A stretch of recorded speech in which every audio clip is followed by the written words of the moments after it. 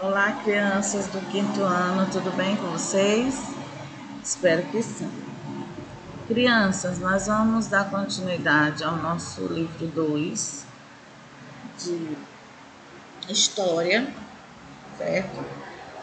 Direitos à Terra. Então, esse é o terceiro capítulo, tá bom? Olha só.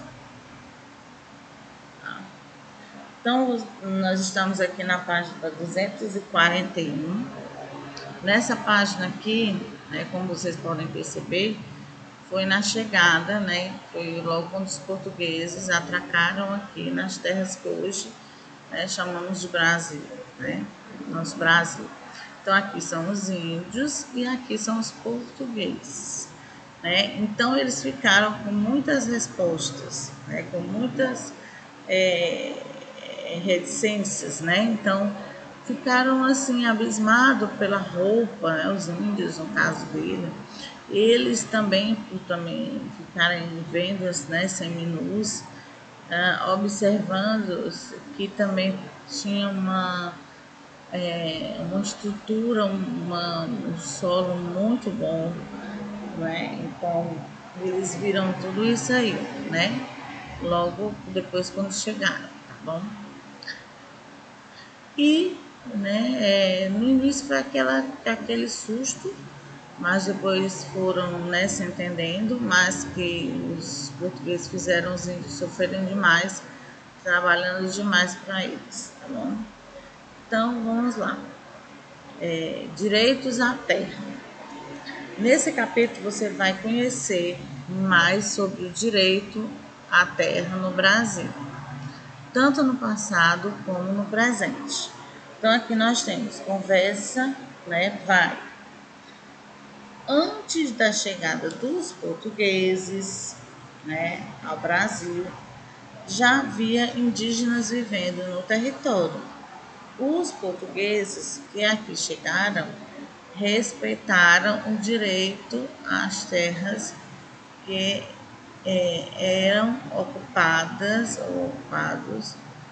por ele, ou ocupadas, Então, nas terras dos portugueses, ao Brasil, já havia indígenas vivendo ao território. Os portugueses que aqui chegaram, respeitaram o direito às terras que eram ocupadas pelos indígenas. Vamos aqui. Terceira conversa vem, Atualmente, quase todas as terras do Brasil serão divididas, Então, atualmente, quase todas as terras no Brasil têm dono. Como será que as terras brasileiras foram distribuídas para os seus donos ou ao longo da história? Então, gente, vocês sabem, já comentamos sobre isso, que quando eles chegaram, o Brasil era colônia de Portugal. E o rei, ele dividiu essas terras e deu, uma parte, um pedaço para cada aristocratas, que eram pessoas próximas ao rei. Para quê? Para produzir essa terra e para não deixar também os invasores, estrangeiros entrarem. Então, ele dividiu, e essa divisão de terra se chama capitanias hereditárias, certo? Então, vamos lá. Posse e propriedade. Hoje, quase todas as terras brasileiras têm um dono, mas nem sempre foi assim, No início da colonização do Brasil, foi determinado pela coroa portuguesa que as terras brasileiras seriam de propriedade do rei de Portugal. Foi o que eu falei, O rei de Portugal.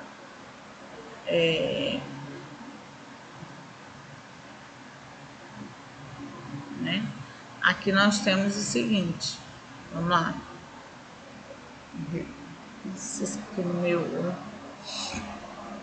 Então, dessa forma, o governo daria a posse de suas terras a alguns portugueses, para que eles fossem ocupada e explorada por eles. Contudo, qual a diferença entre posse e propriedade? Quando uma pessoa é proprietária de uma terra ou de um imóvel, ela pode vender, alugar, transferir ou doar seus bens como bem entender. Essa pessoa possui um documento que provoca, né? Aliás, essa pessoa possui um documento que prova que ela é a dona daquele bem, ou seja, que ela tem a propriedade, né, dele, né, do local onde vive ou do imóvel, tá? Ou da terra. Quando uma pessoa é possuidora de uma terra ou de um imóvel, ela pode utilizar, né, esse bem para morar, para montar uma loja, etc. Porém, ela não possui a propriedade daquele bem, ou seja, ela tem apenas a posse dele, né? Vamos entender melhor, né, essa história com um exemplo. Então, aqui nós temos, olha só, né? Olha só, um exemplo aqui. Então, Polly tem uma casa, ela é proprietária dessa casa e possui um documento que comprova isso, como ela foi morar, né, em outra cidade. Decidiu alugar sua casa para que outra pessoa more nela. Polly pode fazer isso, pois ela é a proprietária. Léo alugou a casa da Polly. Nela ele dorme, faz suas refeições e se diverte, de modo que ninguém pode entrar na casa sem sua permissão. Podemos dizer que Léo tem posse dessa casa, pois utiliza um bem que não lhe pertence, como, né, autorização do proprietário, certo? Aqui nós temos o exemplo dos dois, né? Nós temos aqui, né, temos o eu sou Léo, né, que tem dizendo eu sou Léo e moro em uma casa alugada.